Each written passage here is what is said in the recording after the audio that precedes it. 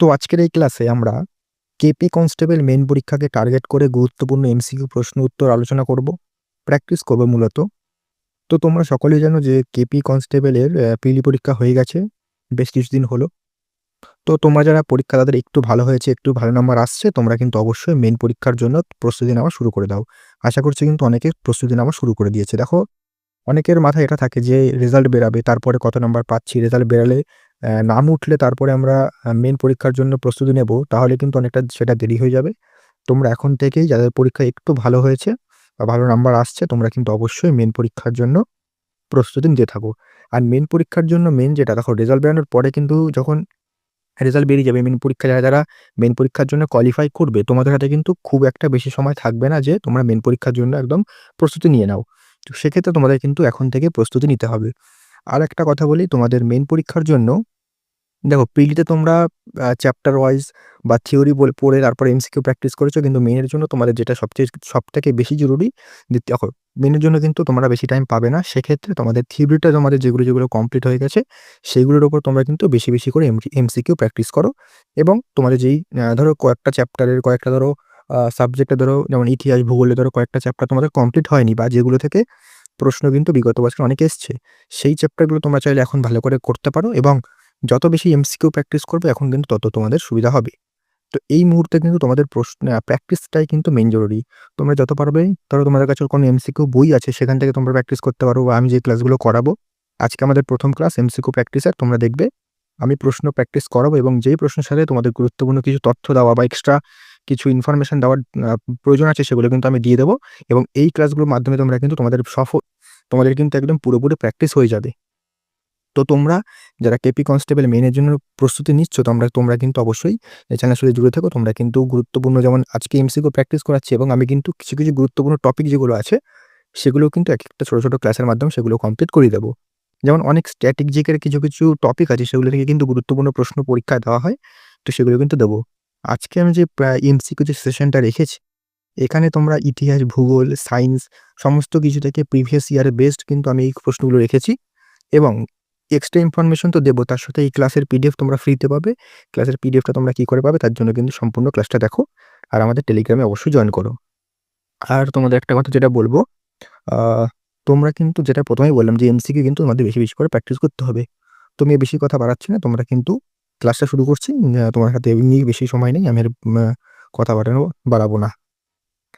তো শুরু করছি। দেখো, আর আমি দেখো যখন প্রশ্ন আর এমসিকিউ গুলো বলবো, তখন কিন্তু তোমরা অবশ্যই যেগুলো যেগুলো জানো সেগুলো কিন্তু কমেন্ট করবে, ঠিক আছে? তারপরে কিন্তু উত্তরটা দেখে নেবে। দেখো, আমি কিন্তু যেহেতু এটা প্রথম ক্লাস, আমি কিন্তু প্রিভিয়াস ইয়ার বেস্ট কিন্তু রেখেছি, এবং পরবর্তী ক্লাসে কিন্তু প্রিভিয়াস ইয়ার বা নতুন কিছু টপিক কিন্তু আমি তুলে ধরবো, কিছু কিছু প্রশ্ন, নতুন নতুন প্রশ্ন। তোমরা এই বছর যখন পরীক্ষা দিয়েছে, তোমরা দেখতেই পেরেছো প্রশ্নের স্ট্যান্ডার্ড কিন্তু অনেকটাই হাই হয়েছে। সেক্ষেত্রে তোমাদের কিন্তু একটু বেশি ভালো করে পড়তে হবে, ঠিক আছে? মেনের ক্ষেত্রেও তোমাদের হাই স্ট্যান্ডার্ডই আসবে, যেহেতু প্রিলিতে একটু বেশি স্ট্যান্ডার্ডের প্রশ্ন এসছে, সেক্ষেত্রে মেনের জন্য কিন্তু আরেকটুখানি ভালো করে পড়তে হবে। দেখো, শুরু করছি। প্রথম প্রশ্ন কি বলছে দেখো,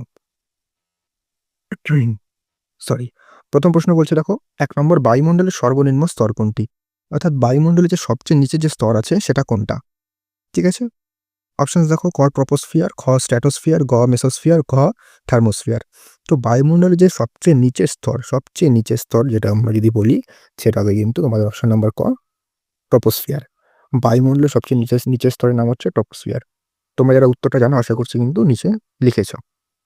এবার দেখো, বায়ুমণ্ডলের স্তর সম্পর্কে একটু দেখে নিই।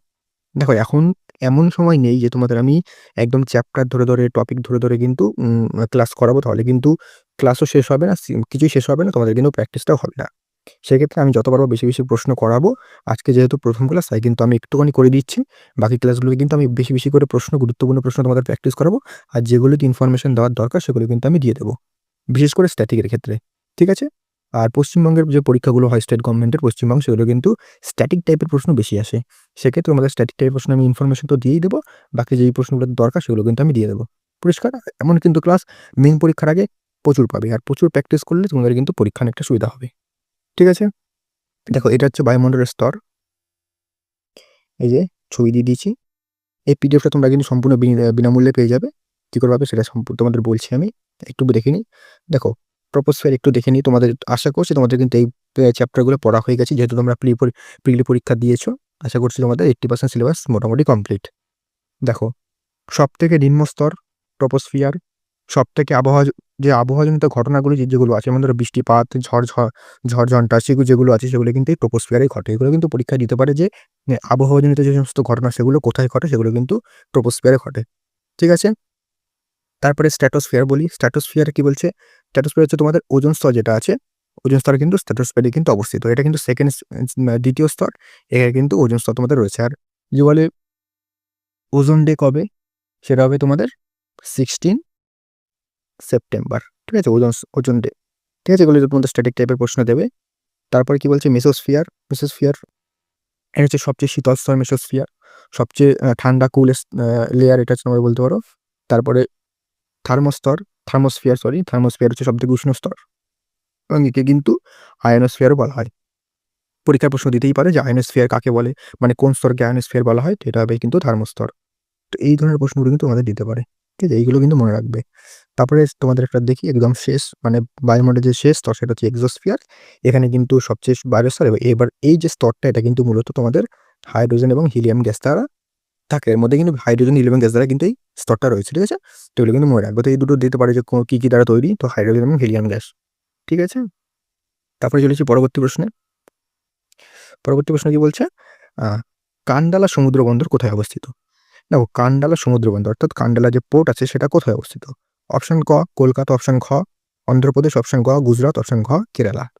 তো কান্ডালা যদি সমুদ্র পোর্টের কথা বলি, আমরা কান্ডালা সমুদ্র পোর্ট, তোমরা উত্তর জানলে অবশ্যই লেখো, আমি বলে দিচ্ছি। কান্ডালা কিন্তু আমাদের গুজরাট। ঠিক আছে? তারপর দেখি আরো কিছু কিছু গুরুত্বপূর্ণ পোর্টের নাম দেখিনি। দেখো, একটু বড় করে দিলে তোমাদের দেখতে সুবিধা হয়। দেখো, কান্ডালা বা এটা কিন্তু দীনদয়াল পোর্ট নামে পরিচিত। তো কান্ডালা বা দীনদয়াল দিলে তোমরা কিন্তু গুজরাট করবে। মুম্বাই বন্দর মহারাষ্ট্র। এগুলো তো সোজা মুম্বাই মানে মহারাষ্ট্র। মুম্বাই মহারাষ্ট্র রাজ্যতে অবস্থিত, তোমরা সকলেই জানো। তো মুম্বাই দিলে মহারাষ্ট্রই হবে। জওহরলাল নেহেরু নবী মুম্বাই মহারাষ্ট্র, এটাও নবী মুম্বাই। মুরমাগাঁও গুরুত্বপূর্ণ গোয়া। ম্যাঙ্গালোর কর্ণাটকে অবস্থিত। তারপরে বিশাখাপত্তনম তোমাদের অন্ধ্রপ্রদেশ।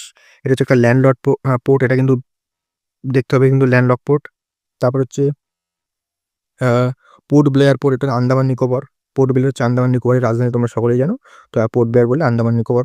পারাদ্বীপ হচ্ছে ওড়িশা, খুব গুরুত্বপূর্ণ। কোচি হচ্ছে তোমাদের কোথায়? কেরালাতে। এবং এই কোচির যে আট আছে এটাকে কিন্তু আরব সাগরের নারী বলা হয়। তো ভালো করে কিন্তু এটা মনে রাখবে। হলদিয়া পশ্চিমবঙ্গ। ভিও চিদম্বরম পোর্ট, এটা কিন্তু তুতিকোরিন পোর্টও বলা হয় একে, এবং এটা কিন্তু তামিলনাড়ুতে অবস্থিত। এবং এন্নোর তামিলনাড়ু। তো এই কটা পোর্টের নাম তোমরা একটু মনে রাখবে। তো পরীক্ষা দিতে পারে যে কোন কোন পোর্ট কোথায় অবস্থিত, এগুলো কিন্তু দিতে পারে। তো এগুলো কিন্তু ভালো করে মনে রাখবে। তারপর চলে এসে পরবর্তী কোশ্চেন কি বলছে? দেখো, এটা কিন্তু খুব গুরুত্বপূর্ণ একটা পলিটিক্যাল প্রশ্ন। দেখো কি বলছে? প্রতি বছর লোকসভায় কে বাজেট পেশ করে? তোমরা সকলে জানো এবছর বাজেট পেশ হয়েছিল। তো এই যে বাজেটটা, সেটা কে পেশ করে লোকসভায়? অপশন দেখো, অপশন ক রাষ্ট্রপতি, অপশন খ অর্থমন্ত্রী, অপশন গ স্পিকার মানে লোকসভার স্পিকার বা অধ্যক্ষ, এবং অপশন ঘ প্রধানমন্ত্রী। তো এখানে উত্তর কি হবে? এখানে উত্তর হবে কিন্তু অপশন নাম্বার খ অর্থমন্ত্রী। ভারতের বর্তমান অর্থমন্ত্রীকে, তোমরা কিন্তু সেটা কমেন্ট করে জানাও। ঠিক আছে? আর হ্যাঁ, আমি কিন্তু এখানে দুটো কারেন্ট অ্যাফেয়ার্সের প্রশ্ন রেখেছি একদম শেষে, যাতে তোমাদের কারেন্ট অ্যাফেয়ার্সগুলো কিন্তু প্র্যাকটিস হয়ে যায়। ঠিক আছে? দেখে নাও, এই যে আমাদের বাজেট সম্পর্কে একটু দেখে নিই একটা গুরুত্বপূর্ণ ফ্যাক্ট। বাজেট যে এটা কিন্তু 112 নম্বর ধারায় রয়েছে। আর কিন্তু একটা জিনিস মনে রাখবে, এই যে অ্যানুয়াল ফাইন্যান্সিয়াল স্টেটমেন্ট, এই যে বাজেট যে কথাটা রয়েছে এটা কিন্তু সংবিধানে কিন্তু উল্লেখ করা নেই। সংবিধানে কি রয়েছে? সংবিধানে এই যে অ্যানুয়াল ফাইন্যান্সিয়াল স্টেটমেন্ট, এটা কিন্তু রয়েছে 112 নং ধারায়। কিন্তু বাজেট যে কথাটা আছে, বাজেট, সেটা কিন্তু সংবিধানে কোথাও উল্লেখ নেই। ঠিক আছে? এটা কিন্তু মনে রাখবে। তারপরে দেখি পরবর্তী প্রশ্ন কি বলছে? হার্জ হচ্ছে কিসের একক? হার্জ। দেখো, অপশন ক কম্পাঙ্ক, অপশন খ শক্তি, অপশন গ তাপমাত্রা, অপশন ঘ বেগ। তো হার্জ এটা কিন্তু একটা সোজা প্রশ্ন, তোমরা একটু যারা অবগত তারা কিন্তু অবশ্যই পারবে।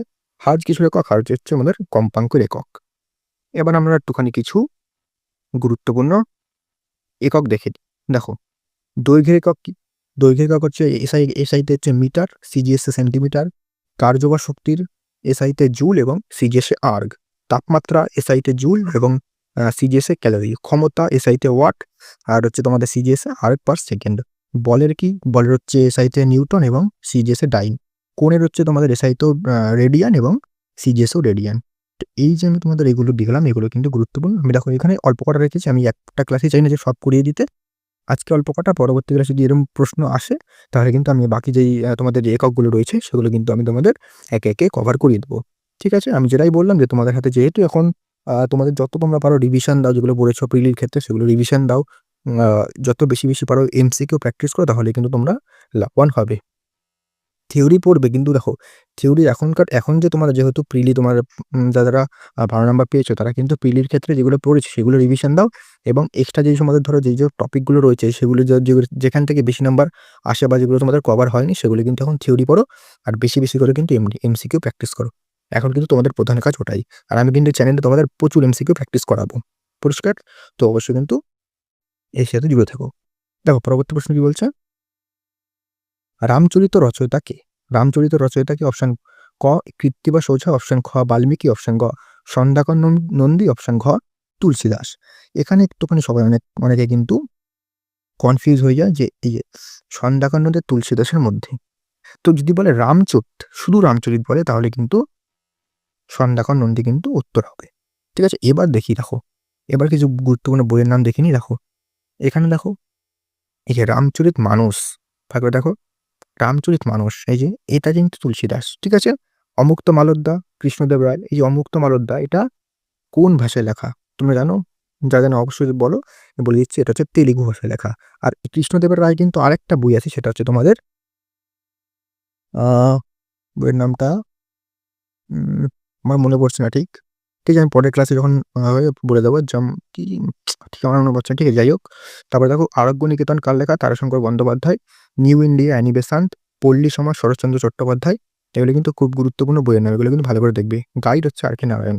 ঠিক আছে? তো এই যে বইগুলো বললাম, এগুলো গুরুত্বপূর্ণ। আমি আজকে কটা বই করাচ্ছি। আর বললাম যত ক্লাস এগোবে আমি কিন্তু ততই তোমাদের একে একে করে সমস্ত বই বা স্ট্র্যাটেজিগুলো কিন্তু কভার করিয়ে দেবো। পরিষ্কার? যাতে তোমাদের রিভিশনটা হতে থাকে। ঠিক আছে? এই ক্লাসের মূল লক্ষ্য হলো তোমাদের রিভিশন করানো। পরিষ্কার? যত তোমরা পড়বে, যত তোমরা রিভিশন দেবে, যত তোমরা এই এমসিকিউ প্র্যাকটিস করবে, তত কিন্তু তোমাদের ভালো হবে। ঠিক আছে? দেখো পরবর্তী প্রশ্ন কি বলছে?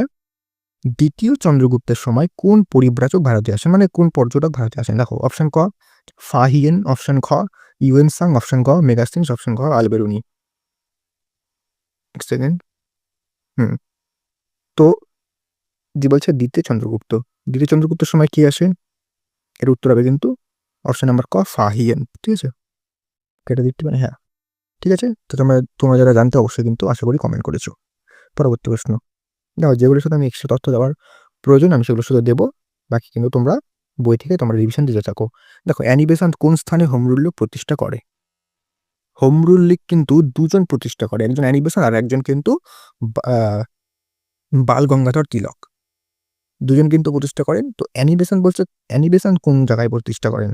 অপশন দেখো, ক কলকাতা, অপশন খ বোম্বে, অপশন ক মাদ্রাজ, অপশন খ লাহোর। যদি আমি অ্যানি বেসান্টের কথা বলি, ইনি কিন্তু প্রতিষ্ঠা করেন মাদ্রাজে। আর যদি বাল গঙ্গাধর তিলক বলা হয়, তাহলে কিন্তু তিনি প্রতিষ্ঠা করেন হচ্ছে পুনেতে। ঠিক আছে? পরিষ্কার? তারপরে দেখো পরবর্তী প্রশ্ন কি বলছে? পিটের ভারত শাসন আইন কবে পাশ হয়েছিল? অপশন ক 1884, অপশন খ 1885, অপশন ক 1886, অপশন খ 1800, এটা 87 হবে, এখানে 18 অনেক বড় যাই হোক। তো এখানে উত্তর কি হবে? এখানে উত্তর যারা জানো অবশ্যই কমেন্ট করো। উত্তর হবে কিন্তু 1884 সালে। এই 1884 বলছি, 1784 সালে। সব কটা 1800 বললাম, যাই হোক। 1784 সালে। তারপরে দেখো পরবর্তী প্রশ্ন। 9 নম্বর, আরাবল্লী পর্বতের উচ্চতম শৃঙ্গ কোনটি? অপশন ক মাউন্ট আবু, অপশন খ গুরু শিখর, অপশন গ মাউন্ট এভারেস্ট, অপশন খ নন্দা দেবী। দেখো এখানে অপশন দেখলে তোমরা অনায়াসে তোমরা উত্তর করতে পারবে। তো এখানে উত্তর কি হবে? এখানে উত্তর হবে কিন্তু অপশন নাম্বার খ, সরি।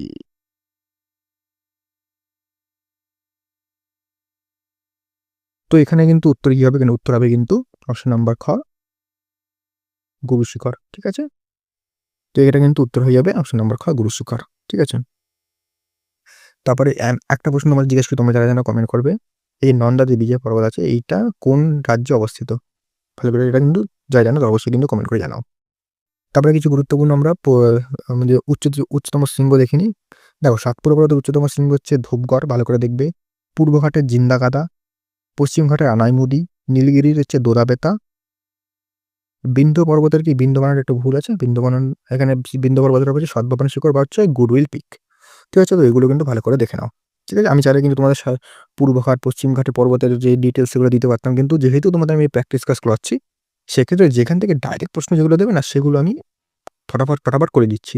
কারণ এখন তোমাদের রিভিশনের সময়, ঠিক আছে? এখন চাইলে আমি করাতে পারতাম যদি টাইম থাকতো। কিন্তু এখন যেহেতু রিভিশনের সময়, সেহেতু তোমাদের আমি রিভিশনটা করে দিচ্ছি, ঠিক আছে? তারপরে দেখো ১০ নম্বর সাধারণ তুলাযন্ত্র কোন শ্রেণীর লিভার? অপশন দেখো, ক প্রথম শ্রেণীর, খ দ্বিতীয় শ্রেণীর লিভার, গ তৃতীয় শ্রেণীর লিভার এবং খ চতুর্থ শ্রেণীর লিভার। তো এখানে যদি বলে সাধারণ তুলাযন্ত্র, তাহলে কিন্তু এটা হবে অপশন নাম্বার ক প্রথম শ্রেণীর লিভার, ঠিক আছে? এবার আমরা দেখি, দেখো প্রথম শ্রেণীর লিভারের মধ্যে কি কি পড়ছে? কাঁচি, শাবল, কোদাল। দ্বিতীয় শ্রেণীর লিভার স্ট্যাপলার, দরজা, ঠেলাগাড়ি। তৃতীয় শ্রেণীর লিভার মানুষের চোয়াল, মাছ ধরার ছিপ। তো এগুলো কেন, মানে কোন লিভার কিভাবে কাজ করে সেটা আমি যেটাই বললাম যে তোমাদের সময় কম আর তোমাদের কিন্তু রিভিশনের সময়, সেক্ষেত্রে আমি কিন্তু তোমাদের জাস্ট করিয়ে দিচ্ছি, ঠিক আছে? তো এগুলো কিন্তু ভালো করে মনে রাখবে, ঠিক আছে? পরবর্তী প্রশ্ন দেখো, কি বলছে? লেড মৌলটির চিহ্ন কোনটি? এই যে সাংকেতিক চিহ্ন, এগুলো কিন্তু গুরুত্বপূর্ণ পরীক্ষায় দেয়। দেখো অপশন ক দেখো LD যেটা আছে, খ PB, গ LE আর ঘ P। তো এখানে যদি বলে লেডের কিন্তু উত্তর হবে অপশন নাম্বার খ PB, ঠিক আছে? এবার দেখো আমরা কিছু মৌলের আমরা গুরুত্বপূর্ণ যে চিহ্ন সেটা জেনে নিই। দেখো হাইড্রোজেন H সোজা আছে, হাইড্রোজেন H। লিথিয়াম Li, প্রথমেরটা বড় হাতের বা ছোট হাতের। সোডিয়াম হচ্ছে Na, এটা কিন্তু কনফিউজ হয় অনেকে। Sodium, Na। Phosphorus P, potassium K, লোহা Fe। এগুলো কিন্তু ভালো করে করবে, এগুলো কিন্তু পরীক্ষায় দেয়। তারপর হচ্ছে তোমাদের তামা কি? তামা হচ্ছে Cu। তো এগুলো কিন্তু ভালো করে মনে রাখবে, এগুলো কিন্তু পরীক্ষায় দেয়, ঠিক আছে? সাংকেতিক চিহ্নগুলো। তারপর দেখি কি বলছে, নিজের কোনটি ভারতীয় সংসদের অধিবেশন নয়? তোমার ভারতের সেশন হয়, এখানে বলছে কোন এই চারটার মধ্যে কোনটা হচ্ছে সেশন হয় না? অপশন দেখি, বাজেট অধিবেশন, অপশন খ বর্ষা অধিবেশন, অপশন খ শীতকালীন অধিবেশন, অপশন ঘ গ্রীষ্মকালীন অধিবেশন। তো এখানে আমরা যদি বলি, দেখো ৩টে সেশন হয় সবসময় আমাদের সংবিধানের, সংসদের ৩টে অধিবেশন হয় বছরে, এবং সেই অধিবেশনে কিন্তু আমাদের বাজেট অধিবেশন হয়, তারপরে বর্ষাকালীন অধিবেশন হয় মনসুন সেশন যেটাকে বলে, শীতকালীন সেশন।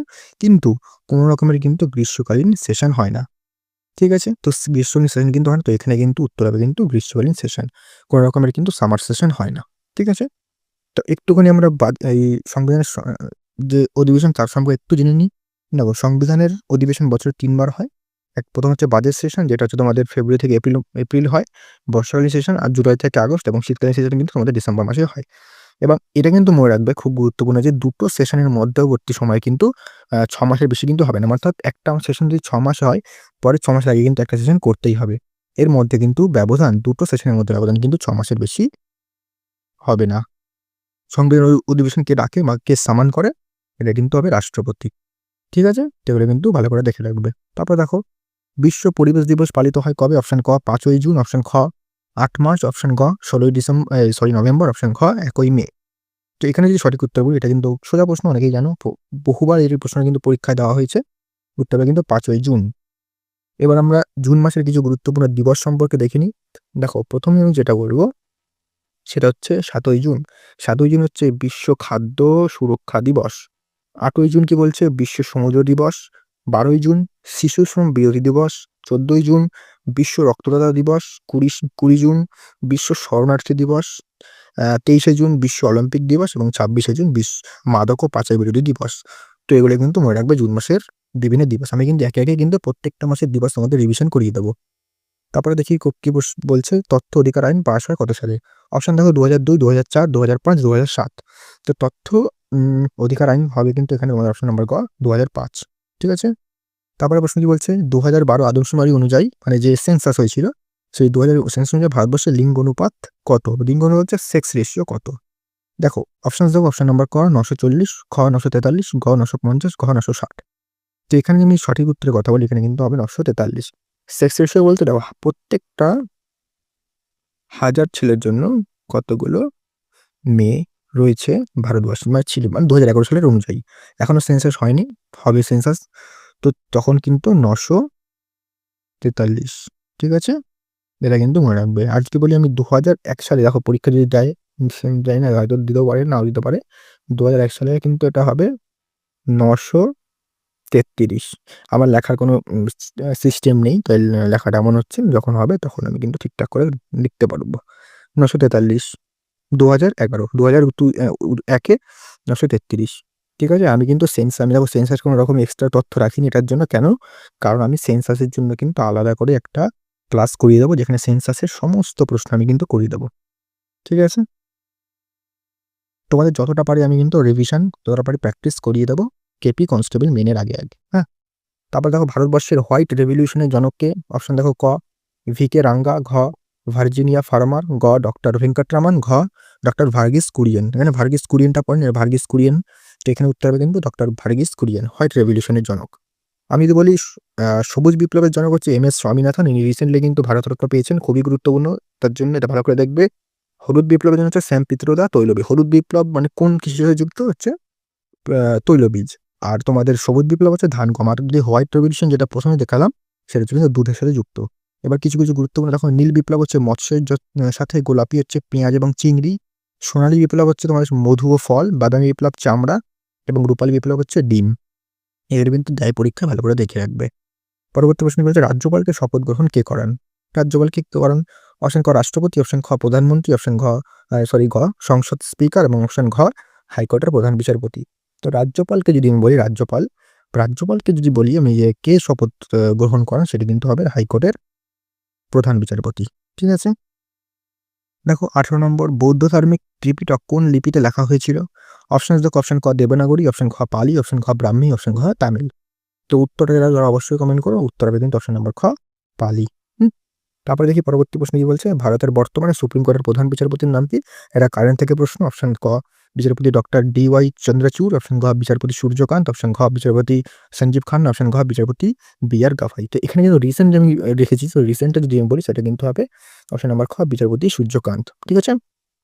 তারপরে দেখি লাস্ট প্রশ্ন আজকের, সম্প্রতি চেনাব রেল সেতু কি উদ্বোধন করছেন? উত্তর অপশন দেখো, অপশন নাম্বার খ রাজনাথ সিং, অপশন খ নরেন্দ্র মোদী, অপশন ঘ অমিত শাহ, অপশন ঘ অশ্বিনী বৈষ্ণব। তো এখানে যেগুলো রেল সেতু চেনাব, এখানে এটা কিন্তু উত্তর হবে অপশন নাম্বার খ নরেন্দ্র মোদী। তো এখানে দেখো একটা তোমাদের বলি, দেখো বেশিরভাগ ক্ষেত্রে যে কোনো বড় জায়গায় যে উদ্বোধনের ক্ষেত্রে কিন্তু নরেন্দ্র মোদী অপশনে থাকলে সেটাই কিন্তু উত্তর বেশিরভাগ ক্ষেত্রে হয়, 95% ক্ষেত্রে হয়। তবু যদি জানো তাহলে তো অবশ্যই, যদি না জানো রিস্ক নেওয়ার জন্য তোমরা নরেন্দ্র মোদী কিন্তু উত্তর করতে পারো। তো এই ছিল তোমাদের সম্পূর্ণ আজকের ডাব্লিউবিপি কনস্টেবলের প্রথম এমসিকিউ প্র্যাকটিস ক্লাস। দেখো যেহেতু আজকে প্রথম ক্লাস, আমি কিছু প্রিভিয়াস ইয়ার প্রশ্ন রেখেছি তোমাদের প্র্যাকটিসের জন্য, আর 20টা প্রশ্ন রেখেছি। পরবর্তী ক্লাস যেগুলো করাবো সেখানে কিন্তু আমি 25 কোশ্চেনগুলো রাখবো। মানে তো যেহেতু 25টা জেনারেল অ্যাওয়ারনেসের প্রশ্ন আসে, সেটাতে কিন্তু 25 খানাই প্রশ্ন তোমাদের 25টা প্রশ্ন কিন্তু রাখবো, প্র্যাকটিস করাবো। আর তোমরা কিন্তু অবশ্যই আমাদের টেলিগ্রাম লিঙ্ক ডিসক্রিপশনে পেয়ে যাবে, সেখান থেকে জয়েন করো। সেখানে কিন্তু এই পিডিএফটা তোমরা সম্পূর্ণ বিনামূল্যে পেয়ে যাবে, আর বিভিন্ন আপডেট কিন্তু ওখানে দিই আমি। তাছাড়া তোমরা কিন্তু অন্যান্য পরীক্ষার, আমি জানি তোমরা অন্যান্য পরীক্ষারও কিন্তু প্রিপারেশন নাও। তো আমি কিন্তু 2026 সালের যে পুলিশের ভ্যাকেন্সি বেরোবে তার জন্য কিন্তু ইউটিউবে ফ্রি ব্যাচ নিয়ে আসবো। মানে ইউটিউবে আমি সম্পূর্ণ তোমাদের জিকে ক্লাসটা করিয়ে দেবো। তাহলে কিন্তু তোমাদের অনেকটা সুবিধা হবে, ফ্রিতে, কোনো রকম কিন্তু টাকা পয়সার কোনো ব্যাপার নেই। পরিষ্কার? আর তোমরা যারা কনস্টেবলের মেন প্রিপারেশন নিচ্ছ তারা কিন্তু অবশ্যই আমি যেটা বলছি ভালো করে রিভিশন দাও। তোমাদের কিন্তু রিভিশনটাই এখন মেন টার্গেট হওয়া উচিত। পরিষ্কার? আ তো রিভিশনটা ভালো করে করো। আমি কিন্তু আমাদের চ্যানেলে তোমাদের এই এমসিকিউ প্র্যাকটিস আর যেটা বললাম গুরুত্বপূর্ণ যে টপিকগুলো থাকে সেই টপিক থেকেও কিন্তু গুরুত্বপূর্ণ তোমাদের প্রশ্নগুলো করিয়ে দেবো। তো আজকের জন্য এতটাই রাখলাম। অবশ্যই কিন্তু চ্যানেলটাকে সাবস্ক্রাইব করে তোমাদের বন্ধুদের মাঝে শেয়ার করে দাও। আর আমাদের টেলিগ্রামে অবশ্যই জয়েন করো। ঠিক আছে? তো দেখা হচ্ছে পরবর্তী ক্লাসে নতুন প্র্যাকটিস সেট নিয়ে।